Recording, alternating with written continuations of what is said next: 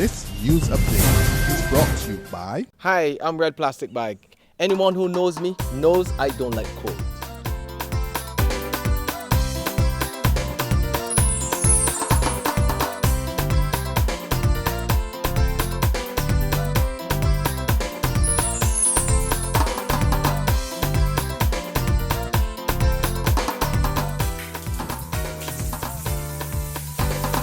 Sunshine reigns in my country. I love it. Catch the sun power.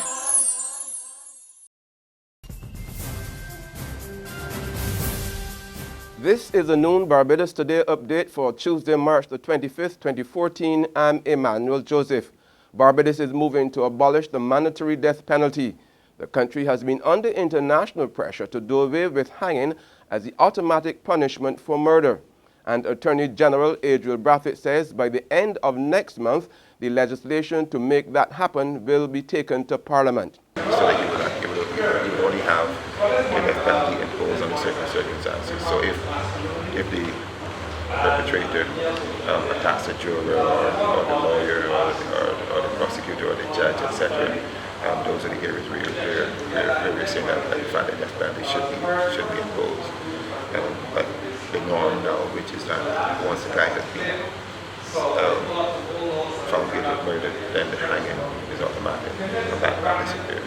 But as I said, that should be before us sometime in April, and I'm sure we'll have this discussion. In fact, I'm sure the whole country will have this discussion all over again, because the general feeling in Barbados seems to be, the consensus is that Barbadians seem to believe that, in fact, that once someone has committed a murder, that in fact that they should forfeit their lives. But that only applies when your family members are involved. Their pleas have been answered. Within a matter of weeks, local hoteliers will enjoy the same concessions as Jamaican hotel chain Sandals. CEO of Barbados Tourism Investment Inc., Stuart Lane, says they're in the final stages of making changes to the Tourism Development Act, paving the way for the benefits. But speaking at the Barbados Hotel and Tourism Association's first quarterly meeting for this year, Lane served notice that hotels will have to raise the bar, and he says they need to meet international standards. A Barbadian mother and son have been charged after trying to bring drugs into Barbados. 42-year-old Marita Eugene Odell and her 24-year-old son Rico Antonio Odell allegedly had 5.5 kilos of cannabis in their suitcases when they came in from Canada yesterday. They are expected in court today along with 2 Jamaicans who are accused of trying to bring marijuana into Barbados by swallowing 42 packets. Meanwhile, 1 man remains in hospital while 3 others are now facing charges in connection with Saturday's drug haul off Harrison's Point. 32-year-old Rommel Andre Gittins of Shorey Village, St. Andrew, 38-year-old Fabian Antonio Stanford of Mount Standfast, St. James, and 35-year-old Damien Omar Haynes of Risk Road, St. James, have been charged with possession with intent to supply, trafficking, and importation of almost 600 pounds of cannabis. They are expected to appear at the Old Town Magistrates Court today. A 3rd man who was shot by police during the operation in which the drugs were seized is still in hospital. In sports now, the action has begun in the National Primary Schools Athletics Championships at the National Stadium. The highly anticipated event started out with a parade in front of a sold-out crowd. West Terrace Primary School is defending their knapsack championship. Look out for highlights during the day on our Facebook page. There's regional and international news after this short break. Hi, I'm Red Plastic Bag. Anyone who knows me knows I don't like cold.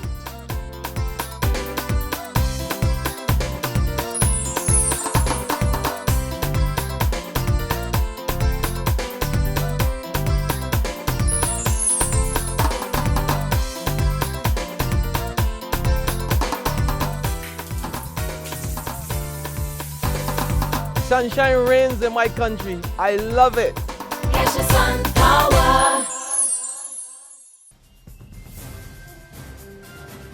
In regional news, pressure is mounting on Trinidad and Tobago's Prime Minister Kamla Prasad-Besisar to sack People and Social Development Minister Dr. Glenn Ramudar Singh. He landed himself in hot water following reports of disorderly behavior aboard a domestic flight from Tobago to Trinidad last week Sunday. It's alleged that the minister refused to store his luggage after a flight attendant, Ronell Laidlaw, asked him to do so. She reported to the airport authority that he appeared to be intoxicated and touched her inappropriately. The Prime Minister says she is still awaiting a full report before determining what action, if any, will be taken. Internationally now, angry Chinese relatives of the passengers of Malaysian Flight 370 this morning stormed the Malaysian embassy, accusing authorities of lying. Nearly 100 relatives and their supporters wearing white T-shirts that read, "Let's pray for MH370, held placards and chanted for about 3 hours, calling on authorities to return their relatives.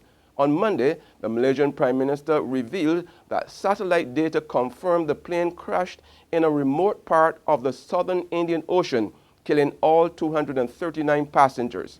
But the relatives are demanding evidence, and the Chinese government is now calling on Malaysia to turn over the satellite data.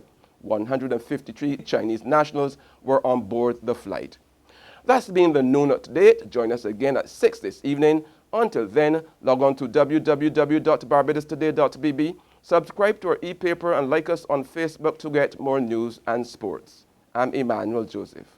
This news update is brought to you by Hi, I'm Red Plastic Bag. Anyone who knows me knows I don't like cold.